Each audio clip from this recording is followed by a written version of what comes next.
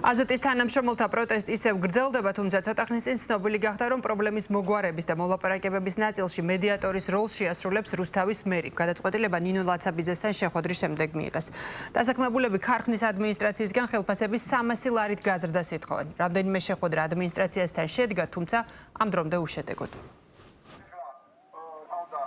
აღვიქვეს დახმარება და ვნახოთ ახლა განახორციელებენ ჩვენს ადმინისტრაციასთან მოლაპარაკებებს და როგორ შეთანხმდებიან იქიდან გამომდინარე იმშელებენ ალბათ იმ საკითხებზე, რომელიც ჩვენ წარმოვაყენეთ. პირველ რიგში ჩვენ პირველ ეტაპზე ორი საკითხი გქონდა, ძირითადი საკითხი რაც იყო ხელფასების მატება და განაცვლული დღეების ანაზღაურება. პროტესტს ვაგრძელებთ ისევ აქედან გადავინაცვლებთ ისევ საწარმოსთან. დანარჩენი დაველოდებით უკვე მერიისგან რა პასუხები იქნება, გაგაგებინებთ თუ აუცილებლად თუ გითხრა ქალბატონმა ნინო. ბატონ მერი ელოდება ამ პუნქტებს რომ შევაწოდოთ, უბრალოდ ძალობა გამოთქვა, რომ თავიდან ბოლომდე ჩაერთვება ამ პროცესებში და მოლაპარაკებაში რომ ჩაერთვება, მან ხო უნდა იცოდეს თუ რაზე მიმდინარეობს ჩვენზე, შესაბამისად ეს პუნქტები იყო, რომელიც ახლა განვაცხადე და კიდე გავიმეორებ.